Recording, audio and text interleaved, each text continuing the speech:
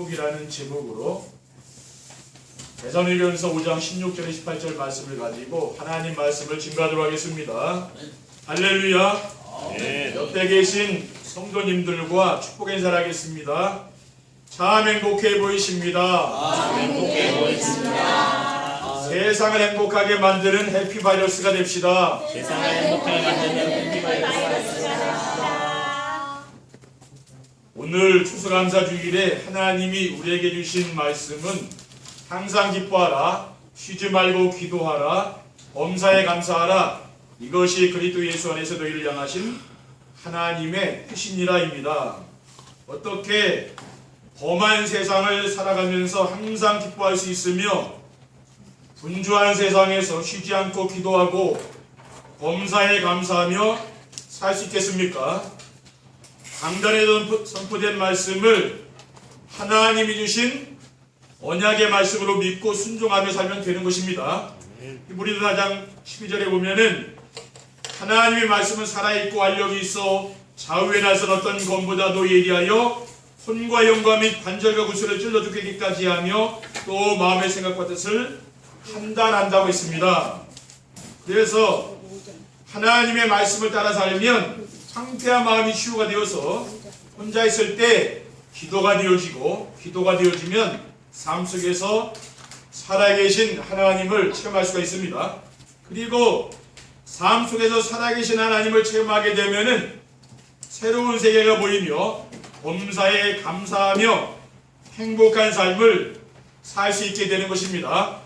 오늘도 예배를 통해서 진정한 감사가 회복되는 시간이 되시기를 주님의 이름으로 축원드립니다. 첫 번째, 감사가 충만해진 행복이란 무엇입니까? 참된 행복은 마음에 감사가 충만해지는 것입니다. 행복이란 감사하는 사람들에게 주신 특권과 같습니다. 그리고 감사와 행복은 동전의 양면처럼 붙어 있어서 감사가 없는 행복이 없고 행복하지 않은 감사도 없습니다. 감사가 풍성한 사람은 행복하고 감사가 메마른 사람은 불행한 사람입니다. 그러므로 행복한 사람이 되려면 먼저 감사하는 사람이 되어야 됩니다. 대부분의 사람들이 감사할 일이 있어야 감사하지 감사할 일이 없는데 어떻게 감사하느냐 그렇게 이야기를 합니다. 그러나 오늘 본문을 보면은 하나님 뭐라고 하셨습니까? 범사에 감사하라고 했어요. 이것이 그리스도 예수 안에서 너희를 향하신 하나님 뜻이라고 했습니다. 그러므로 성도라면은 모든 일에 감사하며 살아야 되는 것입니다. 그러면 감사란 무엇입니까? 감사란 누군가의 도움이나 인정을 받을 때 마음이 뭉클해지는 감정의 표현입니다. 그리고 주변에 도움을 받을 수 있는 사람과 나를 인정해주는 사람이 있으면은 행복한 것이죠. 그리고 작은 호의에도 감사하며 살면 마음에 감사가 충만해지며 행복해지는 것입니다. 하나님이 우리에게 원하시는 감사는 바로 이러한 감사죠. 그리고 감사는 받은 은혜를 잊지 않고 마음에 간직하겠다는 것입니다. 그래서 많은 인사말 가운데 감사합니다 라는 말이 가장 평안하게 마음에 담기는 것 같습니다. 우리가 이 세상 사는 동안 많은 사람들에게 은혜를 받기도 하고 또 은혜를 베풀기도 합니다. 그 누구도 부정할 수 없는 것이 부모님의 은혜입니다. 부모님의 은혜를 마음에 간직한 자녀는 부모에게 효도를 하게 되어 있는 것이죠. 저는 서울에서 전도사 생활을 하다가 저희 아버지가 우울증으로 고생한다는 소식을 듣고 모든 사역을 내려놓고 제가 강화로 내려오게 됐습니다. 그래서 이곳에서 목회를 하게 된 거예요. 그리고 선생님의 은혜를 마음에 간직한 학생은 공부도 잘하고 성공하는 것입니다. 선생님을 좋아하는 학생은 그 선생님의 수업을 잘 듣기 때문에 학업 성적이 좋아지게 되는 것이죠. 그리고 하나님의 은혜를 마음에 간직한 성도는 감사함으로 봉사하게 되고 헌신하게 되는 것이지요.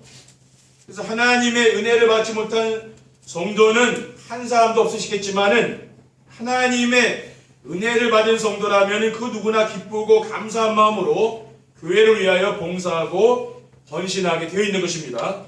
사도 바울은 고린도후서 5장 15장 10절에서 그러나 내가 나된 것은 하나님의 은혜로 된 것으로 내게 주신 그의 은혜가 헛되지 아니하여 내가 모든 사도보다 더 많이 수고하였으나 내가 한 것이 아니 오직 나와 함께 하신 하나님의 은혜라고 고백을 했습니다. 그래서 저는 사람이라면 기본적으로 부모님과 또 선생님과 하나님의 은혜를 잊지 않고 감사하며 살아야 한다고 생각하고 있습니다. 그리고 추수감사주일은 잊고 있었던 하나님의 은혜를 생각하며 감사를 회복하는 날입니다. 오늘은 추수감사주일입니다. 왜 기독교는 다른 종교와 달리 맥추감사주일, 추수감사주일을 정하여서 감사하도록 한 것일까요? 그것은 그동안 잊고 있었던 은혜를 생각하며 감사를 회복하도록 하기 위함인 줄 믿습니다. 왜냐하면 감사하는 마음에 행복이 있고 감사는 우리 영혼의 면역력과 같은 것이죠. 그래서 시험을 이길 수 있는 힘이 생기는 것입니다. 우리가 잊으면 안 되는 하나님의 은혜가 무엇입니까? 하나님이 독생자 예수 그리스도를 보내사 우리를 사탄의 종노릇 하던 삶에서 해방된 것에 대한 감사입니다. 에베소 2장 2절에 보면은 그때의 너희는 그 가운데서 향하여 이 세상 풍조를 따르고 공중의 권세 잡은 자를 따랐으니 곧 지금 불순종아들 가운데 역사하는 영이라 사탄이죠. 고린도서 1장 13절에 14절에 보면은 그가 우리를 흑암의 권세에서 건져내사 그의 사랑의 아들로 아들의 나라로 옮기셨으니 그 아들 안에서 우리가 속량 곧 죄사함을 얻었다라고 했습니다. 그리고 복음의 비밀을 깨닫고 오직 복음이 된 것에 대한 감사입니다. 복음은 로마서 1장 2절에 4절에 보면은 이 복음은 하나님이 선지자를 통하여 그의 아들에 관하여 성경에 미리 약속하신 것이라 성결의 영으로는 죽은 자들 가운데서 부활하사 능력으로 하나님의 아들로 선포되셨으니 곧 우리 주 예수 그리스도시니라고 기록하고 있습니다. 그래서 복음이 뭐라고 했습니까? 우리 주 예수 그리스도, 이것을 복음이라고 성경에서는 증거하고 있습니다. 그리고 세계복음화에 인생의 방향 맞추고 살게 하심에 대한 감사입니다. 마태복음 24장 14절에 보면은 이 천국 복음이 모든 민족에게 증언되기 위하여 온 세상에 전파되리니 그지야 꽃이 오리라고 했어요. 그리고 다니엘서 12장 3절에 보면은 지혜 있는 자는 궁창의 빛과 같이 빛날 것이요 많은 사람을 옳은 대로 돌아오게 한 자는 별과 같이 영원토록 빛나리라고 했습니다. 그러니까 이 세 가지 은혜는 정말 우리가 잊으면 안 되는 성도의 기본이라고 믿습니다. 두 번째, 감사가 충만해지는 행복을 누리려면 어떻게 하면 되겠습니까? 오직 복음으로 개인이 변화되어야 됩니다. 감사는 누가 시켜서 하는 것이 아닙니다. 참된 감사는 마음에서 우러나오는 것이지 어떤 사람의 힘에 의해서 억지로 하거나 동기를 가지고 하는 것이 아닙니다. 그러므로 감사가 충만해지는 행복을 누리려면 오직 복음으로 개인이 변화되어야 되는 것이죠. 그래서 복음이 오지게 되면 삶이 어떻게 변화됩니까? 분주하지 않고 삶에 여유가 있는 것이죠. 삶에 여유가 있어야 자신의 삶을 돌아보며 감사할 수가 있는 것입니다. 너무 분주하면은 우리가 감사거리를 찾아낼 수가 없잖아요. 그리고 복음이 오지게 되면은 혼자 있어도 외롭지 않고 평안하고 즐거운 것입니다. 그리고 복음이 오지게 되면은 사람들과 갈등하지 않고 어떤 상황에도 낙심하지 않게 되는 것이죠. 그래서 추수감사 주일을 앞두고 개인이 변화되는 행복이라는 말씀을 우리에게 먼저 주신 줄 믿습니다. 그리고 오직 복음으로 교회가 부흥되어야 합니다. 지난주 메시지를 듣지 못한 분은 감사가 충만해지는 것과 교회 부흥이 무슨 상관이 있느냐고 생각할 것입니다. 왜냐하면 대부분 교회 부흥이란 예배드리는 성도들이 많이 모이고 예배당을 크게 세우는 것으로 알고 있기 때문입니다. 우리가 성도들이 많이 모이고 예배당을 크게 지으면은 목회자는 이제 좋겠죠, 그렇죠? 그러나 성도들은 일이 많아지기 때문에 말은 하지 않아도 좋아하지 않는 것입니다. 그래서 교회 부흥이 성도들에게 감사가 충만하게 된다는 것은 이해하기 힘든 말이죠. 그러나 우리가 받은 말씀에서 보면은 참된 교회 부흥이란 성도들이 인생의 12가지 근본 문제에서 완전한 해방을 받은 것입니다. 자기중심, 물질중심, 성공중심에서 빠져나왔잖아요. 그리고 교회 안에 불신앙이 사라지고 성도들이 원네스가 되는 것입니다. 그리고 성도들 삶의 현장에서 전도운동과 기도운동이 일어나는 것입니다.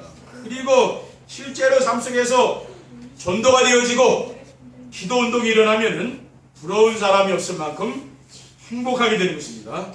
그리고 오직 복음으로 감사가 풍성해져야 합니다. 감사에도 질이 있는 거죠. 자기중심, 물질중심, 성공중심에서 나오는 감사는 하나님을 모르는 사람들도 할 수 있는 감사죠. 그러나 구원받은 성도들만이 할 수 있는 감사는 자신의 유익이나 눈에 보이는 것과 상관이 없는 감사입니다. 자신의 주의나 환경은 그대로인데 복음이 오지게 되니까 어떤 환경에서도 감사할 수 있는 상태로 변화되는 거죠. 그러니까 이러한 감사는 아무나 할 수 있는 것은 아니잖아요, 그렇죠? 그래서 오직 복음으로 내 자신이 변화된 것에 대한 감사입니다. 그리고 오직 복음으로 우리 교회가 변화된 것에 대한 감사입니다. 자신의 문제 해결이나 원하는 것을 얻기 위해서 열심히 종교생활하는 사람은 성도들이 변화되고 교회가 변화되는 것에 별로 관심이 없지요. 이러한 종교인들은 불신자들처럼 자기중심, 물질중심, 성공중심을 가지고 다스리는 사탄의 손에서 벗어날 수가 없는 것입니다. 그리고 재앙과 저주에서도 빠져나오지 못하는 거죠. 저도 복음이 오지게 되기 전에는 그랬습니다. 저는 복음이 인생의 모든 문제에 완전한 답이요, 그 안에 인생의 모든 필요한 것이 다 있음이 믿어지면서 변화가 되더라고요. 그래서 오직 복음으로 재앙과 저주에서 해방된 것에 대한 감사입니다. 그리스도를 믿고 재앙과 저주의 근원인 죄에서 해방된 것에 대한 감사고요. 마가복음 10장 45절에는 인자가 온 것은 섬김을 받으려 함이 아니라 도리어 섬기려 하고 자기 목숨을 많은 사람의 대속물로 주려 함이니라 라고 했습니다. 왜 세상에 이렇게 재앙과 저주가 끊이지 않고 옵니까? 그 죄 때문에 그런 거예요. 우리는 해방받았잖아요. 그래서 감사하는 것이죠. 그래서 목사인 제가 변하니까 우리 교회가 이제 변화되는 것을 보고 성도들이 변화되는 것을 보았습니다. 이 모든 것이 무엇입니까? 하나님의 은혜잖아요. 그러니까 감사가 풍성해질 수밖에 없는 거예요. 하나님이 우리에게 이 추수감사절에 풍성한 감사로 하나님께 영광 돌리시길 바랍니다. 세 번째 결론입니다. 감사가 충만해진 행복을 누리면 어떻게 됩니까? 성도들과 갈등하거나 일 때문에 시험 들지 않습니다. 감사는 영적인 면역력이죠. 몸이 약하면 병이 오듯이 뭡니까? 우리 신앙생활도 감사가 떨어질 때 뭡니까? 우리 신앙과 불평불만이 오는 거죠. 그래서 감사가 넘치는 사람은 어떤 일에도 시험에 들지 않습니다. 감사가 풍성한 성도는 사람들과 갈등도 하지 않습니다. 모든 사람을 이해하고 배려하며 수용합니다. 그리고 추월하는 것이죠. 교회에서 일을 하다가 시험에 들거나 사람들과 갈등이 있어서 고민하시는 분들은 자신이 얼마나 감사를 하면서 하는지 확인해 보시고 감사를 회복해 보시길 바랍니다. 방법은 어떻게 하면 되냐면은 날마다 삶 속에서 감사를 찾아서 내가 기록해보고 작은 일에서부터 감사해 보시면 됩니다. 그렇죠? 그리고 어떤 시련과 역경도 이길 수 있는 힘이 생깁니다. 감사에는 눈에 보이지 않는 놀라운 힘이 있어요. 감사는 힘이 있는 거죠. 일상생활에서 감사가 넘치는 사람은 어떤 시련이나 역경에도 이겨낼 수 있는 힘이 있습니다. 반대로 감사가 없는 사람은 어떻습니까? 작은 일에도 낙심하게 되고 조금만 힘들면은 하던 일을 포기하게 되는 거죠. 그러므로 자녀들도요, 어려서부터 감사하는 법을 가르쳐줘야 되는 거죠. 우리 랩런트들에게 가르쳐야 됩니다. 집에서는 부모님께 감사하는 걸 가르쳐야 되는 거죠. 그리고 학교에 가서는 뭡니까? 선생님들에게 감사하는 아이들로 길러야 되고요. 또 교회에서는 하나님께 감사할 줄 아는 아이들로 키워야 험한 세상에서 우리 랩런트들이 승리할 수가 있는 것입니다. 그리고 인생에 의미 있고 보람이 있어서 행복하게 됩니다. 감사가 풍성해지면은 사람들 관계가 회복되면서 삶이 의미가 있고 보람이 있어서 행복하게 됩니다. 감사가 풍성한 사람 주변에는 없으면 안 되는 소중한 사람들이 이제 붙는 거죠. 그런데 감사가 메마른 사람은 어떻습니까? 자신한테 은혜를 베풀어 준 사람인데도 그 은혜를 베풀어 준 사람의 은혜를 모르는 거죠. 그렇죠? 그러므로 행복한 삶을 살기 원하는 사람은 일상생활 속에서 범사에 감사를 찾아서 기록해 보시고 마음에만 담아주지 말고 표현해 보시기 바랍니다. 그렇죠? 감사는 표현하면 표현할수록 그 풍성해지는 게 있어요. 우리가 식사를 하고서도 늘 먹는 식사지만은 그냥 먹고 끝내는 게 이게 참 맛있고 참 감사합니다 이렇게 얘기하는 거랑 그렇죠. 뭐 다른 거예요. 저도 항상 이렇게 표현을 저도 하려고 해요. 왜냐? 그래야 풍성해지는 거 아닙니까? 그렇죠. 그리고 우리가 이 감사의 표현은 말로도 할 수 있죠. 그렇죠. 또 저는 가정에서도 늘 감사합니다 이렇게 하시기 바랍니다. 또 김용식 집사님도 예전에 보면은 늘 만나는 사람마다 뭐 감사합니다 그러더라고요. 나는 뭘 이렇게 감사하나 생각을 했거든요. 그냥 구원받은 그 은혜가 너무 감사했겠지. 그렇죠. 그래서 이 감사하다는 얘기를 아무리 들어도 싫어하는 사람은 아무도 없어요. 그렇죠. 사람들 만나면 감사 표현하는 게 좋습니다. 그리고 글로도 이제 표현할 수 있지 않습니까? 그래서 지인들에게 매일 감사의 글을 보내기도 하고 이렇게 감사 표현하는 것, 이것도요 굉장히 좋은 방법이라고 생각이 됩니다. 그래서 감사절을 보내면서 정말 우리 성도님들이 잊어버렸던 감사가 회복되고 하나님께 대한 감사, 또 부모님에 대한 감사, 또 선생님에 대한 감사, 이 감사가 회복되기를 주님의 이름으로 축원드립니다. 기도하겠습니다. 사랑의 하나님 감사합니다. 오늘 추수감사주의를 맞이하여 우리 주님 앞에 풍성한 감사로 영광 돌리게 하시니 감사하고 한 해 동안 주님께서 우리 성도들 가정과 산업을 지켜주신 은혜 감사하며 또 우리가 잃어버렸던 그런 감사를 회복하는 감사절이 될 수 있도록 축복해 주시옵소서. 주 예수 그리스도의 이름으로 기도드립니다. 아멘.